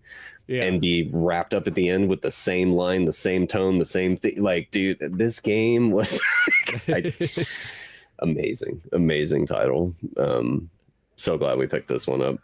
Yeah, no, it's, as I said, it's one of those ones that looked cool, and I'm glad it delivered, because I will say there's a lot of games that like I pick up and I go, they look really cool and so on like that, and then they're kind of like, okay, you're like, half-assed Resident Evil, let's be honest. Like, this is one of those ones where it's like, no, it literally like is on par with just any other classic survival horror.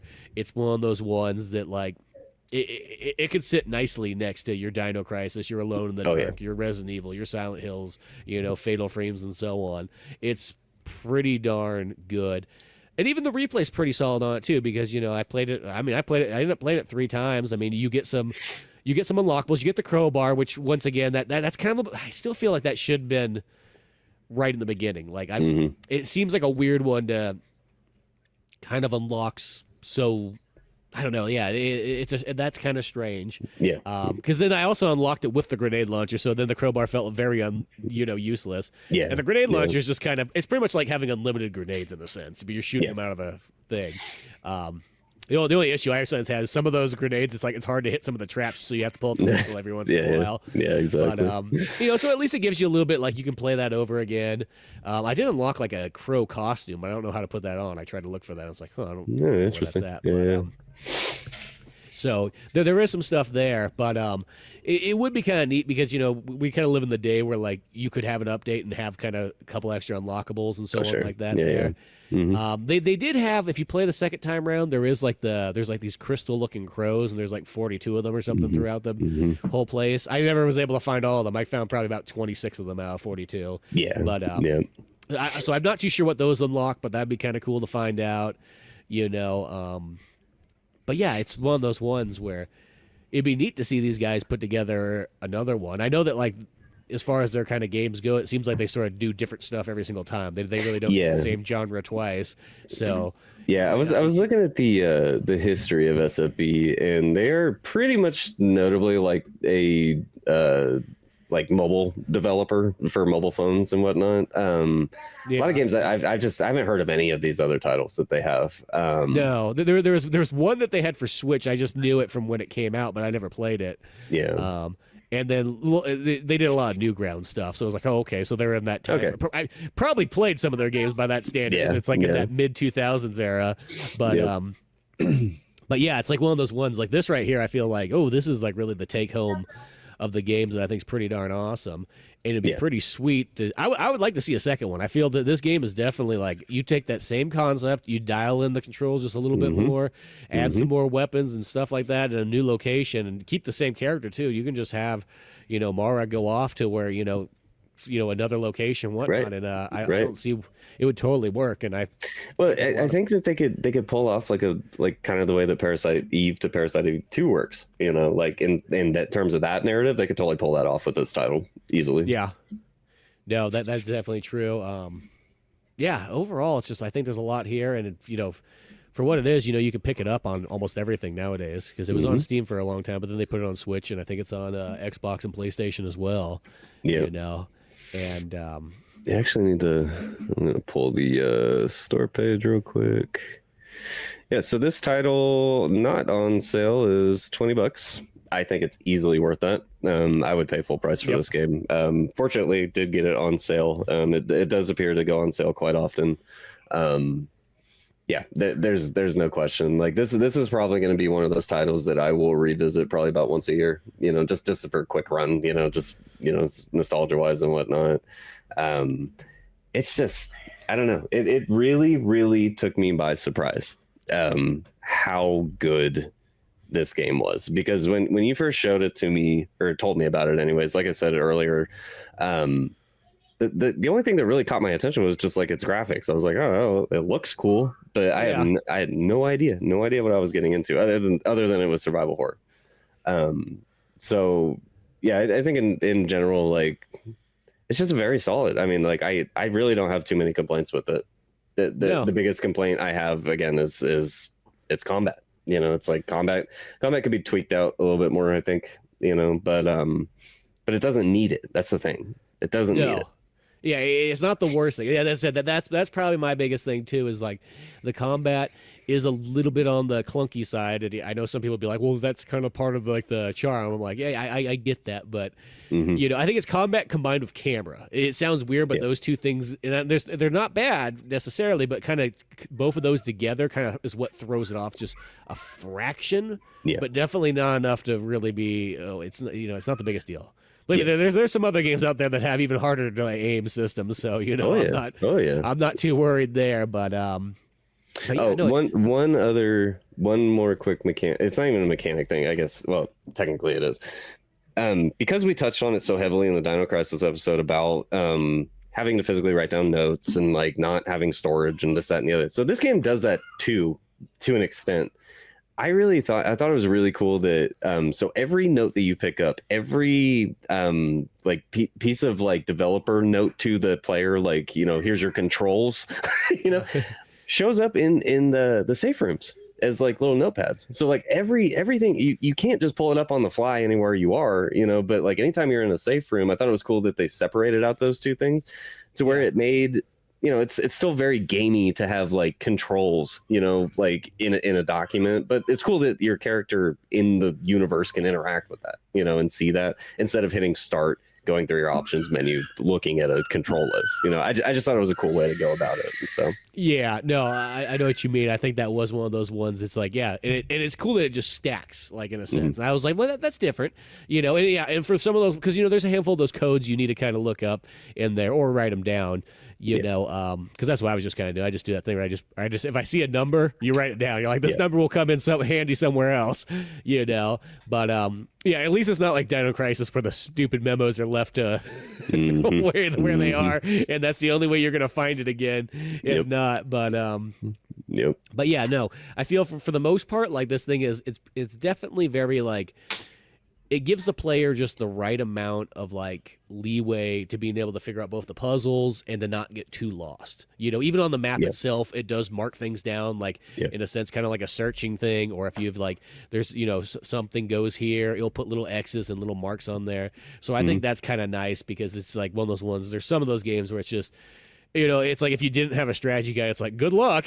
Right. You know, exactly. Hopefully you just run across it, you know, one of those ones. Well, and I think it's a testament, especially like, again, for me, not really being a huge survival horror player throughout most of my life.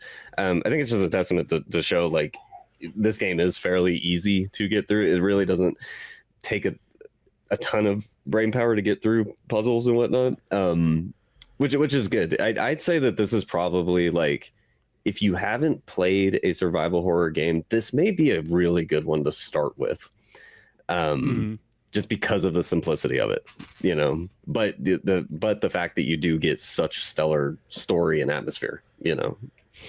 Yeah, no, I think so. It might be if it was someone's first, it might still be a fraction a little bit more challenging, because well, it's the weird thing is like they have like an easy mode in the game, but the easy mode's almost like a little. It just removes enemies, from what I understand. Yeah. I remember because I just turned it on because I was like, what does that mean when it says like, oh yeah, you can just, and what I thought it was going to be was like, oh, it makes the enemies just maybe non-aggressive, like they're there but they don't really like attack, and it's just they're literally not there. It's almost kind of like a useless one. It's like, why even have that mode? I couldn't figure that out. I was like, so I considered previous to this, while I had like the last hour before we hopped online here, I considered just doing a quick run in that mode. Because I think that, at least in terms of this format, if you're doing a review, if you're doing something like that, to not have, you know, like enemies and challenge in that regard, and be able to spend a lot more time in the environment to like fully, like, again, critical eye, look at every little detail. See, there's probably a ton of stuff in the game that we're not even aware of, you know, that we just missed, you know. So I appreciate a mode like that for something of that nature, but I just like, I don't know, like if it is your first survival horror experience, you decide to choose Crow Country, just play normal mode. Like don't do the easy mode, because you're not going to experience half of the stuff that we've talked about in this episode. No, well, I feel like that's the only thing, is it just it just takes out, I don't know, it feels like it takes out like 3/4 of the game. I mean, like, yeah, you get the puzzles, yeah, you get the story, but like it's almost like, do you deserve the story if you literally never fought an enemy or a boss, or No. it's almost like, it's like, 'cause I have no problem with like having an easy mode. Like I actually kind of hate when there's survival horror games that have like no easy mode in it, because a lot of times I always say the first time you play a game, I hate to sort of say it, the game itself's just going to be hard, let alone like, you know, throwing in even stronger enemies and so on like that. But you know, because you're going to be figuring out puzzles, you're going to be figuring out where the hell you're supposed to be going, all that kind of stuff. So it's like, I think that's nice to have, you know, like in Resident Evil, you got the assisted mode and things like that. Like that's a fun way to kind of get you, like, you get kind of used to the game, and then once you know, like, okay, I get how the game works, now I'm going to crank up the difficulty. Where this one, it's like, I just felt like, you know, maybe have that, like, in a sense, you could have had that story mode or the easy mode where you just make it where it's like, okay, maybe the enemies just are like non-aggressive, or there's less of them, you know, all that stuff. But that completely takes stuff out. That's a weird one. Like, to me, it's, I get it. There's people out there nowadays, because you see that in other games where it's like they call it like story modes, mostly what they define that difficulty, which just sounds like, you know, back in the day, like that'd be called bitch mode. Like, Exactly. That'd be like Ninja Guy. We're gonna tie a little pink bow on your fucking sword when you go swing that. Yeah, exactly. And then watch your ego go to shit as a gamer too. You complete one of those runs, you get the achievement for it. It's your first run. Yeah, forever tied to my Steam account. God damn it. So yeah, you have those there where it's just like, you know, well, it's like, I get it, but I feel like, yeah, it's not that you have to play that mode, and I know I'm like bitching about this mode, but like, but it's still one of those ones, like, I felt like it's almost like they made it like almost too easy. It's like, I would almost rather just have, like, leave everything in there and just give me unlimited health. I feel like that's almost like, you know, like, that would be a better way, in my opinion. Like, you could still experience the entire game, you just wouldn't have any, like, you know, you have a safety net. And I'm looking at it right now of what it actually is, and it's like, so Mara's like walking through the first portion of the game. Enemies are just, they're dead. They're just on the ground. Like, why? You know, like, I don't know. Yeah, well, because I played a bit of it, and I ran through about, you know, maybe half an hour or so of it, and I was like, oh, this is what this is. Because I was really curious what that meant. Like, and then it was just like, oh, this, and then it was like, you know, this, It's not that it. Okay, so like, let's, you know, spin it in the sense of like, okay, games created, like, that's the way the game is. There's just, I mean, there is no of the other modes that we've played, you know, this is the game, you know. I don't think I would have nearly as high of an opinion of it. You know, it'll still have atmosphere, it'll still have its puzzles and stuff, you know, characters, narrative plot, but I think that the enemies are kind of like a centerpiece of the entire experience because of the way that the game unveils them to you. And the way that you find out about, you know, because again, we spend the entire 4, 5, 6 hour experience not knowing a whole lot until that final scene with Edward, you know. So I don't think it would be nearly as impactful if you played the game that way. No, at least on the first run, you know. Yeah, or just in general, it's the same way. It's like, I don't know. If I picture any other video game, picture playing Resident Evil 1 and then having like, okay, there's no enemies, you just run through. Right. It just seems weird. You know what I mean? Like, you know, I don't know. By that standard, it just feels like you might as well just like watch somebody else play it if that's right. You know, right. Yeah. You know, exactly. I mean, it almost is like, unless it's made for somebody who's like out there, it's just like, you know what? I just really like puzzles and survival horror games. And that's it. Like for that very, very small niche audience. Yeah, and I see that in some of the reviews of this game is that people do appreciate that mode exists for that reason. That they don't like combat of survival horror, which I can see. You know, but yeah. But at the same time, like, Yeah, It just takes away too much. as I said, I just think just make it easy. Just give tons of health, tons like very little damage. Like I think that's all totally cool in my opinion. Because there's some games like there's a game I really like called Alyssa. That's another one of those Steam ones. But that game, it every single time that like you go to play it, it gets continuously harder. It's like, dude, like stop putting more enemies in there. It's Right. it's already like playing Resident Evil on the hardest mode, and then like it increases. It's like there literally is not even a normal mode in that game. No, really. Yeah, it's just like straight up hard off the bat, and it's like it's so cool, but like it's almost like one of those ones like this is gonna scare away a lot of other people. You know what I mean? And yeah, as I said, it's really cool, but like, so I like that when games do have mode, you want to have variety. I'm definitely saying that, but I think once again, I'm just gonna go back. The Crow Country easy mode it's just strange to not have the enemies in there. As I said, you tone it back, put very few of them in there, make the traps like less and less. But I feel like you're kind of there's going to be some people that maybe only play that mode and they go, yeah, that game's okay. Yeah, and that's the shame of it. That's where my thoughts are going. And again, I think just a lot of it has to do with just the number one thing for this game for me, and I've been saying it all episode, is atmosphere. This game sucked me in, dude, like so heavily throughout the entirety of my play experience. So curious about every little bit of what is going on in this game. Who is this character? What everything about the atmosphere of this title is just like it rivals what AAA can't do. Like so yeah. But no. So totally recommended. One of those ones. You go out there, grab yourself a copy of Crow Country on whatever system you desire.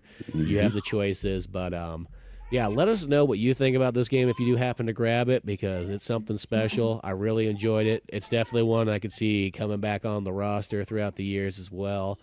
But yeah, any other final thoughts, Cameron, you got on this one? No, I think I spilled my heart out for the last almost 2 hours now. Yeah. As I say, we went hardcore in depth on Crow Country right now. it's a solid title. Yet again, here we are in 2025 now. Indie developers are killing it. They don't have any like reason to make games poorly for investors or anything like that. Like they're making games just that are just pure fun and are just proper video games. And this is another example of that really nails it. It's not perfect. There's problems with it for sure, but I think it's well deserving of the survival horror title. I think it's well deserving of any proper gamers. Like, if you're an old school gamer that enjoys games for the sake of games, this is one of those games to play. Absolutely. Yeah. No, 100%, and as far as survival horrors go, it's like there's very few survival horrors that I can actually think of that I think are actually like totally perfect. Like I like them all in different ways, but like, there's always a rough edge to each one, and Crow Country probably fits in that same thing there. But I still feel like it sits up there highly with a lot of other ones. Like, you know what I mean? If someone said this was in their top 10 list, I'd be like, yeah, I wouldn't argue with that. I understand. Yep. I think it's that good. But yeah, well, check that game out. But other than that, though, we're going to take on off out of here. There'll be a Linktree, Old Man Orange place where you can find all the other podcasts, comic books, old videos, and all the other fun stuff. But till then, I'm Spencer Scott Holmes. And I am Cameron. And we'll see you some other time.